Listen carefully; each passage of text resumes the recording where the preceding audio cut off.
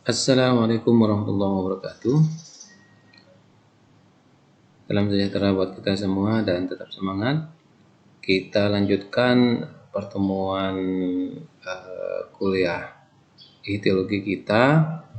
Untuk kali ini materi yang akan kita sampaikan masih berkaitan dengan materi sebelumnya, yaitu sistem peredaran darah pada ikan. Sistem peredaran darah pada ikan sebenarnya bersatu dengan sistem respirasi pada ikan atau sistem pernafasan pada ikan, karena pada sistem peredaran darah pada ikan ini ada kaitannya dengan insang. Jadi salah satu tempat yang dituju oleh darah yaitu insang. Di sana terdapat pertukaran gas oksigen dari air dengan karbon dioksida dalam darah, sehingga darah juga masuk ke bagian sistem pernapasan pada ikan. Baik, sistem peredaran darah pada ikan itu dikenal sebagai sistem peredaran darah tertutup dan tunggal. Apa yang dimaksud dengan sistem peredaran darah tertutup dan tunggal itu, yaitu di mana ikan itu, darah pada ikan itu dalam peredaran darahnya itu tidak pernah keluar dari pembuluhnya. Jadi tidak berhubungan langsung dengan sel tubuh di sekitarnya. Jadi darah itu hanya mengalir di dalam pembuluh darah dan kapiler-kapiler darah. Nah, dari situ darah diserap sari-sari makanan dan oksigennya, kemudian baru dihubungkan dengan sel. Jadi tidak berhubungan langsung dengan sel-sel yang ada di sekitar tubuh ikan. Kemudian yang disebut sebagai sistem peredaran darah bersifat tunggal, yaitu darah hanya memasuki jantung selama satu siklus itu hanya satu kali. Jadi terdapat satu jalur sirkulasi darah melalui jantung. Jadi itu. Jadi disebut sebagai sistem peredaran darah bersifat tunggal. Jadi darah hanya melewati jantung itu hanya satu kali. Kemudian organ utama yang berfungsi pada sirkulasi darah yaitu jantung. Nah, jantung ini berfungsi sebagai pemompa darah dan sekaligus menghisap darah, ya.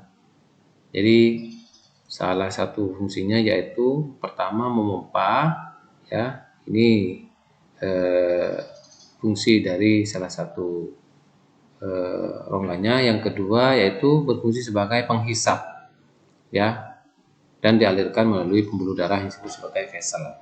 Jadi organ utamanya berupa jantung.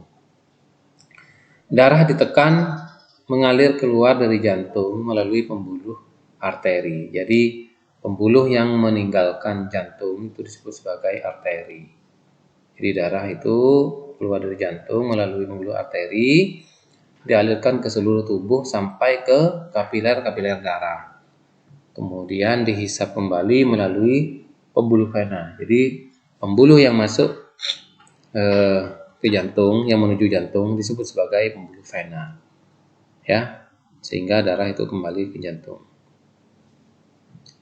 Jadi sistem peredaran darah ini disebut sebagai sistem peredaran darah tunggal. Jadi keluar dan masuk hanya sekali saja. Kemudian kita lihat apa itu vessel atau pembuluh darah. Pembuluh darah pada ikan terdiri dari bagian vena, arteri, dan kapiler. Jadi pembuluh darah pada ikan itu terdapat 3 macam ini, yaitu vena. Vena merupakan pembuluh yang menuju ke jantung, sedangkan arteri yaitu pembuluh yang meninggalkan jantung. Dan kapiler-kapiler itu merupakan saluran yang ada di luar jantung. Arteri darah pada ikan hanya berbentuk sederhana dan hanya satu bentuk, tidak bermacam-macam, sehingga memungkinkan tekanan darah itu sangat sedikit dalam mengalirkan darahnya ke seluruh tubuh, sehingga jantung itu bekerjanya tidak terlalu berat. jadi hanya tekanan yang sangat rendah. Sedangkan pembuluh vena itu berfungsi untuk mengumpulkan darah dan mengantarkan ke jantung.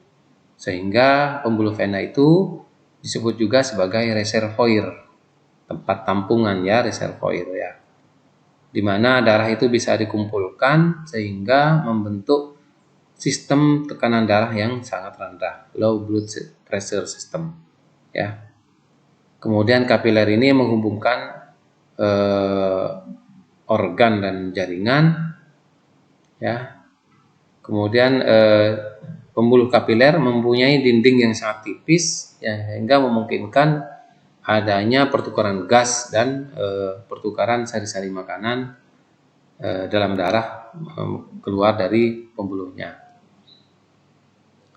Vena dan arteri itu terdiri dari 3 lapis, yaitu lapisan bagian luar disebut sebagai tunica adventia, lapisan tengah disebut sebagai tunica media, dan lapisan bagian dalam itu disebut sebagai tunica intima ya. Tunica intima tersusun dari sel epitelium ya. Jadi lapisan di bagian dalam itu atau tunica intima itu penyusunnya berupa sel epitelium yang sangat sederhana berupa sel datar yang disebut sebagai endotelium. Nah, sel ini berfungsi untuk menyerap sari-sari makanan dan oksigen ya dari darah menuju ke luar pembuluh. Kemudian tunica media di bagian tengah merupakan lapisan yang tebal. Ini berisi dari otot dan jaringan ikat ya. Jadi lapisan tengah itu merupakan lapisan yang tebal. Sedangkan tunica adventia berisi jaringan ikat. Ini fungsinya untuk melekatkan pembuluh pada jaringan yang ada di sekitarnya. Kemudian selain pembuluh darah atau selain vessel itu ada jantung ya. Jantung itu merupakan organ yang berupa benda berongga ya.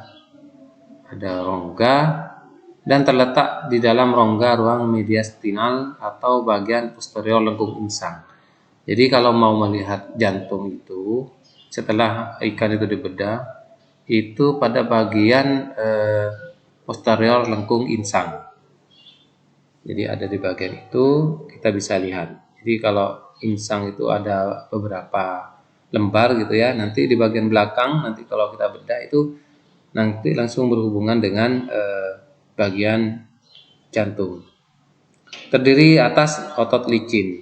Jadi penyusun jantung itu merupakan otot licin. Sifat dari otot licin yaitu bekerja tanpa rangsangan otak. Jadi dia secara ritmis itu berkontraksi memompa darah ya dari vena ke arteri ya. Dari vena ke arteri darah itu dipompa secara ritmis terus menerus tanpa pengaruh rangsang otak. Jadi otot jantung itu bekerja tanpa diperintah oleh otak, jadi dia berkontraksi secara ritmis. Untuk melaksanakan fungsi ini jantung mempunyai sistem klep. Jadi ada katup di dalam jantung itu yang berfungsi untuk mengalirkan darah menjadi satu arah, jadi tidak kembali lagi. Jadi darah itu setelah dialirkan melewati klep ini, kemudian ditutup sehingga tidak kembali lagi ke tempat asal. Jantung sendiri terdiri dari 4 bagian yang saling berhubungan, yaitu pada bagian posterior ke anterior itu sinus venosus, ya dari bagian posterior itu sinus venosus. Dari sinus venosus itu kemudian atrium, dari atrium itu ventricle, kemudian ke bulbus anteriosus, ya. Ingat ya, jantung terdiri dari 4 bagian yaitu sinus venosus, atrium, ventricle, kemudian bulbus anteriosus, ya. Kemudian dari setiap ikan ada kala yang membedakan yaitu jumlah katup yang ada di antara sinus venosus, atrium dan ventricle, kemudian bulbus anteriosus ini. Kemudian ada beberapa jenis ikan yang mengalami perubahan pada bagian bulbus arteriosusnya, yaitu elasmobranchi dan terostei itu berbeda di situ.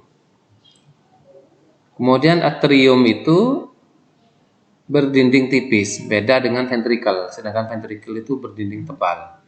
Karena fungsinya berbeda. Kalau atrium itu fungsinya hanya menyedot atau menampung darah ya dari pembuluh vena. Kemudian kalau ventricle itu berdinding tebal karena fungsinya yaitu sebagai pompa, yaitu pompa darah, sehingga darah itu dari jantung bisa keluar menuju ke arteri dan insang. Jadi ruang ini berurutan dari belakang ke depan antara atrium dan ventricle. Nah, ini gambar dari jantung ikan. Jadi ada bagian sinus venosus, kemudian ada bagian atrium, jadi dari posterior ke anterior ya. Ada sinus venosus dari belakang ke depan, sinus venosus, kemudian atrium, kemudian ventricle, kemudian bagian conus arteriosus atau bulbus arteriosus. Ya, ini bagian depan. Jantung sendiri itu terdiri dari 3 lapis, yaitu epikardium, miokardium, dan endokardium. Epikardium itu merupakan lapisan yang paling dalam, dalam jantung.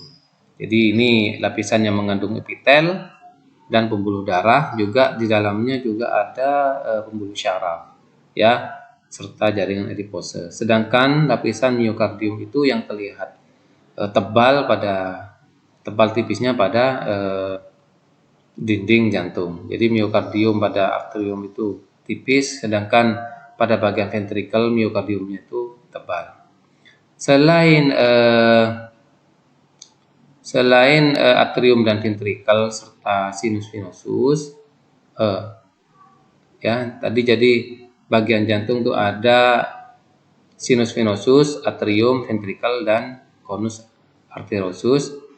Jadi tadi jantung ada bagian ventricle dan atrium, kemudian sinus venosus merupakan ruang tambahan atau kantung yang berdinding tipis yang bersebelahan dengan bagian atrium. Jadi sinus venosus ini hampir tidak mengandung jaringan otot, ya. Kemudian darah dari vena atau pembuluh vena, ya, dari seluruh tubuh masuk ke bagian sinus venosus tadi melalui namanya sepasang ductus Coveri, ya, sepasang ductus Coveri yang masuk di bagian lateral, sedangkan bagian dinding posteriornya itu ada sepasang sinus hepaticus, ya. Jadi pada bagian sinus venosus itu ada ductus Coveri dan sinus hepaticus. Nah, ini ada ductus Coveri dan sinus hepaticus. Jadi darah masuk melalui ini.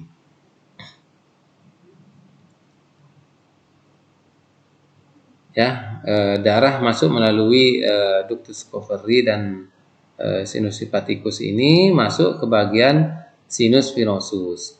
Nah, dari sinus venosus darah itu kemudian dipindahkan ke bagian atrium melalui sebuah katup namanya sinoatrial valve. Jadi katup ini berfungsi sebagai saluran masuknya darah dari sinus venosus ke atrium. Kemudian ketika darah itu sudah berpindah, kemudian katup ini tertutup sehingga darah itu tidak kembali ke bagian sinus venosus. Dari atrium, darah itu kemudian dipindahkan ke bagian ventricle. Nah, di sini terlihat bahwa dinding bagian atrium miokardiumnya itu tipis. Sedangkan pada bagian ventricle miokardiumnya itu sangat tebal karena fungsinya sebagai pemompa darah. Nah, perpindahan dari atrium ke ventricle itu ada namanya saluran katup yang disebut sebagai atrioventrikular. Jadi katup yang kedua terdapat pada jantung ikan itu yaitu atrioventrikular. Jadi kalau tadi sinoatrial, yang ini adalah atrioventrikular. Jadi darah sudah terdapat di dalam ventricle. Dari ventricle kemudian darah dialirkan, dipompa menuju ke bulbus arteriosus, ya. Jadi pada bagian anterior ventricle itu tumbuh memanjang sehingga membentuk sebuah katup lagi, yaitu disebut sebagai bulbar valve.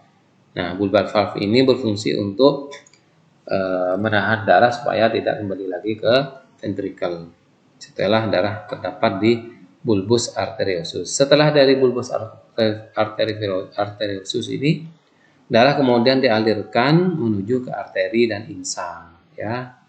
Jadi darah yang sudah mengandung karbon dioksida banyak itu menuju ke insang, kemudian di insang nanti terjadi pertukaran gas CO2 dengan oksigen melalui lamina insang, sehingga darah pada bagian arteri insang itu merupakan darah yang kaya dengan kandungan oksigen.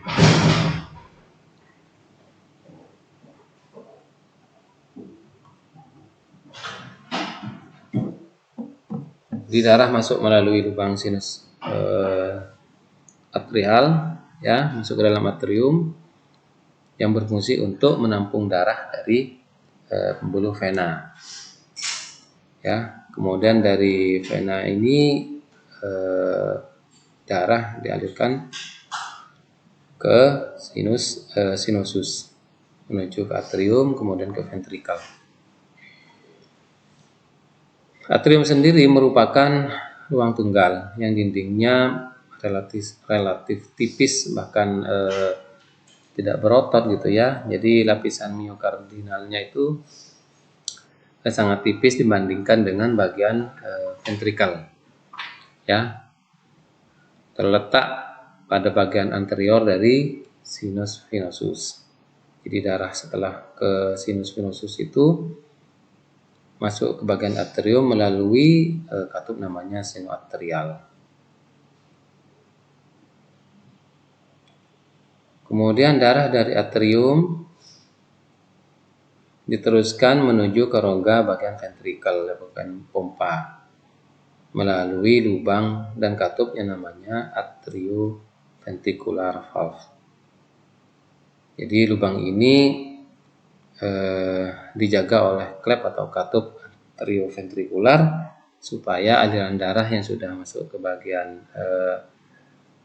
ventrikel itu tidak kembali lagi ke rongga atrium. Ventrikel merupakan ruang yang berdinding tebal dibandingkan dengan atrium, ya. Jadi dindingnya lebih tebal dan berotot karena sesuai dengan fungsinya sebagai pompa darah. Jadi memompa darah dari ventrikel itu menuju ke pembuluh arteri dan insang dan dialirkan ke kapiler-kapiler darah. Ruang ini dibentuk oleh dua lapis otot, ya, yang bagian luar itu disebut sebagai kortikal dan lapisan otot bagian dalam disebut sebagai spongi. Bagian ventrikel ini menerima darah dari atrium melalui atrioventricular valve, yaitu ujung anterior dan dari ventrikel ini tumbuh memanjang dan berdinding tebal.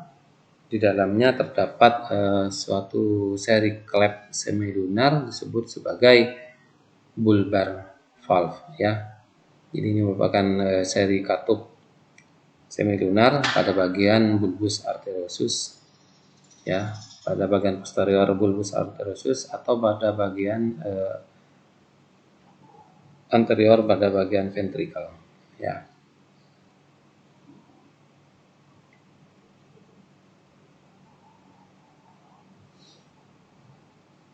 Kemudian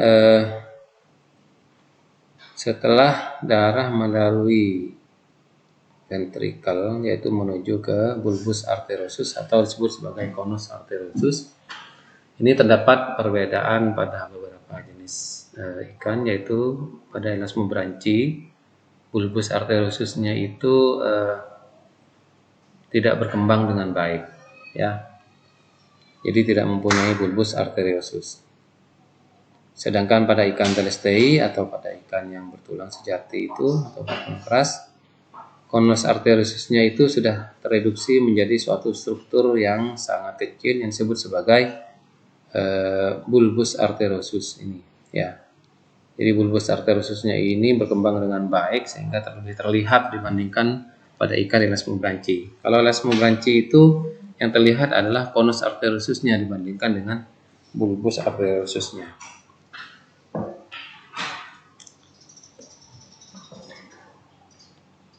Jadi kalau ditinjau kembali bahwa katup yang terdapat pada jantung ikan itu yang pertama yang terdapat pada bagian sinus venosus dan atrium yang disebut sebagai sinoatrial valve, ya. Kemudian antara atrium dan ventricle itu terdapat katup lagi yang disebut sebagai atrioventricular valve. Dan kemudian antara ventricle dengan bulbus arteriosus itu yaitu disebut sebagai bulbar valve. Jadi itu katup-katup yang terdapat pada jantung ikan. Nah, ini secara umum diagram aliran darah pada ikan itu. Jadi darah yang mengandung karbon dioksida banyak itu atau minim akan oksigen itu masuk ke bagian sinus venosus, ya. Kemudian dari sinus venosus dialirkan ke bagian atrium, ya, ditampung di bagian atrium, kemudian masuk ke ventricle, kemudian dari ventricle itu darah dipompa kembali menuju arteri dan insang. Di insang darah terjadi difusi antara oksigen dan karbon dioksida yang ada di darah dengan oksigen yang ada di air, ya. Kemarin dijelaskan secara menyilang, ya, cross, ya. Jadi aliran antara darah dengan air itu bertolak belakang sehingga terjadi respirasi yang sangat efektif untuk mengambil oksigen dari air. Kemudian oksigen yang terambil dari air dalam darah melalui lamina insang itu kemudian dialirkan lagi melalui arteri, pembuluh arteri menuju kapiler. Dari kapiler nanti oksigen dan beberapa sari makanan kemudian diserap melalui dinding kapiler dan diteruskan ke jaringan dan sel-sel tertentu sehingga darah itu mengandung karbon dioksida kembali. Nah, dari situ menuju ke pembuluh vena dan dialirkan melalui jantung kembali. Begitu seterusnya sehingga disebut sebagai sistem peredaran darah tunggal dan tertutup. Ini kalau dilihat lebih jelas lagi, jadi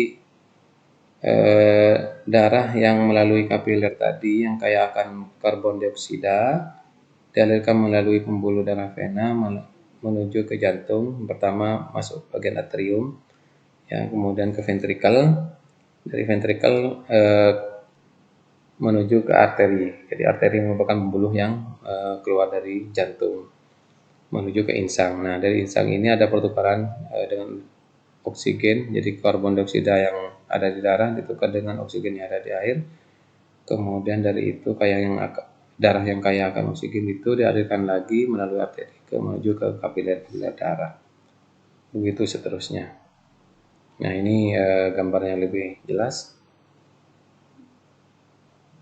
dari sistem sirkulasi darah. Jadi sistem sirkulasi darah itu ada kaitannya dengan sistem respirasi karena darah itu dalam satu siklusnya itu masuk melalui insang untuk melakukan respirasi dan pertukaran oksigen dengan karbon dioksida serta penyerapan beberapa sari-sari makanan dari air. Mungkin itu yang bisa saya sampaikan, kurang lebihnya mohon maaf. Assalamualaikum warahmatullahi wabarakatuh.